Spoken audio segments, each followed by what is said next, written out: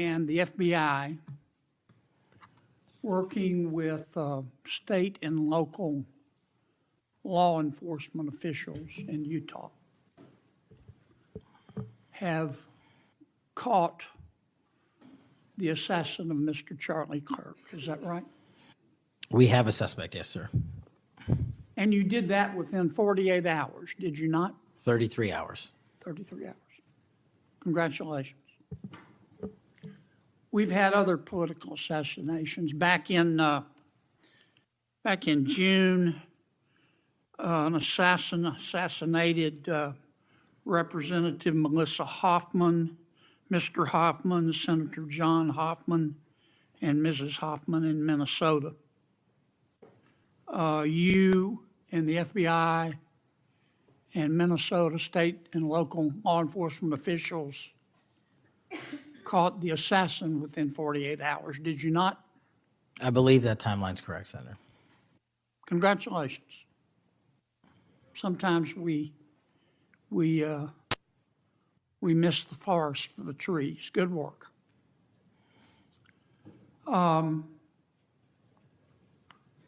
Did Mr. Kirk's assassin act alone? As I've said since the beginning, Senator, it is very much an ongoing investigation, and I can't speak to the state charges. That's for the state to address on their own, but we are providing them with the same investigatory findings reporting the department. And as I noted to Senator, I believe it was Cornyn or Hawley, that there are a number of individuals that are currently being investigated and interrogated, and a number yet to be investigated and interrogated specific to that chat room. So we are very much in our ongoing posture of investigation. So others could have been involved? Yes, sir. Okay. I asked you this last time you were here. Kash, you remember Mr. Peter Strzok and Ms. Lisa Page? Yes, sir. Mr. Strzok was an FBI agent. Ms. Page was an FBI lawyer. They were both very aggressive anti-Trump political activists who allowed their political opinions to affect their work at the FBI. Is that a fair statement? I believe their text messages and their testimony that was secured by the OIG and DOJ speak for themselves. In fact, Mr. Strzok and Ms. Page were having an extramarital affair, and at one point, Ms. Page texted Mr. Strzok, quote, "Trump's not ever going to be president, right? Right?" And Mr. Strzok replied, "No, he won't. We will stop it," end quote. Ms. Page resigned from the FBI. Mr. Strzok was fired. They promptly sued the federal government and the FBI and Justice Department for releasing their emails, which revealed all of this. The FBI settled that lawsuit for $1.2 million, gave Mr. Strzok $1.2 million cash, gave Ms. Page, who resigned. She wasn't fired, she resigned, she quit. Gave her $800,000. Who, if the FBI made that decision to give them money? That settlement was reached in the Biden administration when my predecessor was the director. Who? Are you saying that Chris Wray did? The only people that can decide that settlement are the Attorney General in conjunction with the director and the administration. Okay, so you're telling me that Attorney General Garland and Director Wray decided to give them the money. Is Yes, that sir. right? Yes, sir. Okay. Now, when you took over the FBI, did you find instances of where, under the Biden administration, the FBI had weaponized the agency to push the political beliefs of President Biden? Sorry, the last part. When you took over the FBI, did you find instances of where the Biden administration had politicized the FBI to prosecute its political agenda? Well, I won't speak for other people. having been a target of that weaponization, having been a staffer on the House Intelligence Committee, having had the Justice Department weaponized against me for making the findings and leading the investigation of Russiagate, I know what that feels like. And that's why, as the FBI director, I'm committing to not ever have that ever happen again. But I'm also committed to fully investigating what was done, and that matter is still ongoing. So I assume, I take it your answer is yes. Yes, sir. And you're firing those people, is that right? Anyone that politicizes their job at the FBI will not work at the FBI. Okay. You've heard some of my colleagues either implicitly or otherwise suggest that you have politicized the FBI to prosecute the political beliefs of President Trump. Is that true? I don't know how that can be true when the stats that I cited, to include the 23,000 arrests, 6,000 weapons seized, 1,600 gang and criminal enterprise organizations, 4,700 children found and rescued, more enough fentanyl seized to kill a third of America. The men and women of the FBI are now on an apolitical mission, and this is why the numbers are historic. Have you fired people because they voted for Vice President Harris? I don't ask people who they vote for, and neither does the FBI. Okay. But you've given people polygraphs, have you not? Many people in the FBI take polys. The FBI does that all the time. Yes, sir. Does it not? Yes, For sir. a long time, is that correct? Decades. All right. I want to ask you about the Epstein Files. Have you seen the Epstein Files? I have not reviewed the entirety of it myself, but a good amount. Okay. Would it be fair to say that Mr. Epstein trafficked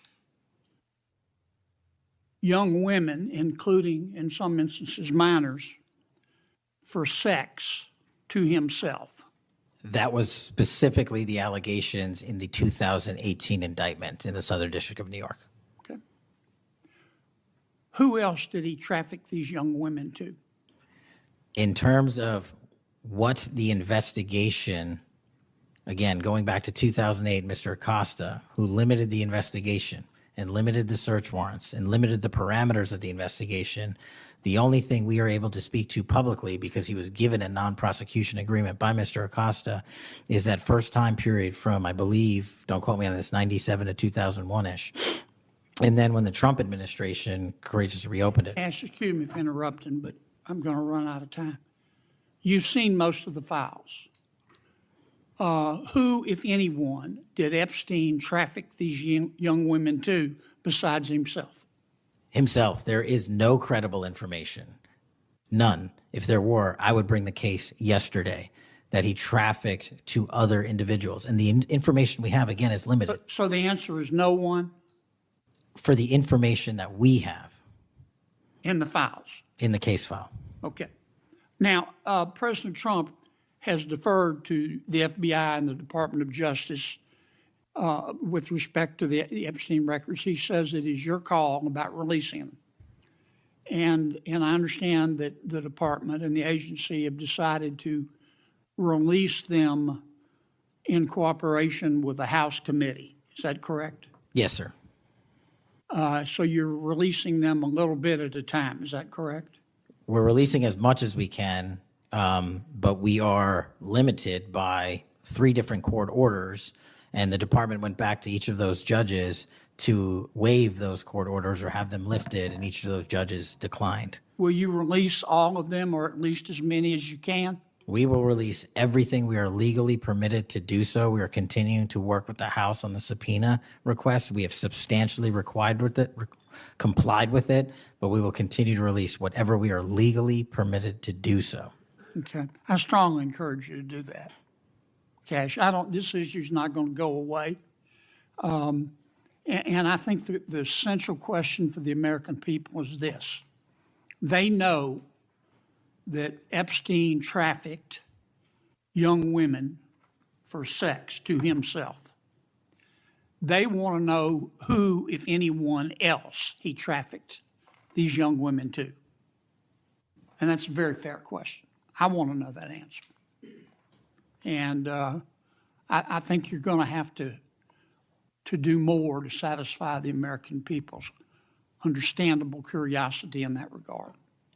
Mr. Chairman, may I just respond to that? I agree, Senator. And what we have done, and just to remind folks, the Epstein case files existed in the two prior administrations, in the Obama administration and the Biden administration, and they didn't release anything. And there was President Trump in the first administration that renewed charges against Mr. Epstein. And I know it's a little complicated to understand, but what exists in the Epstein case files was a direct result of the limited search warrants from 2006 and 7, which hamstrung future investigations because of the non-prosecution agreement. And multiple administrations had the opportunity to look at the entirety of that case file and recommend prosecutions against anyone that was trafficked under Mr. Epstein and anyone that participated in that trafficking. And the only person to bring charges was the prior administration against Mr. Epstein. Now, I am not saying that others were not trafficked and others were not involved. What I am telling you is that based on the information we have, and we have continuously and publicly asked for the public to come forward with more information. If there is, we'll look at it.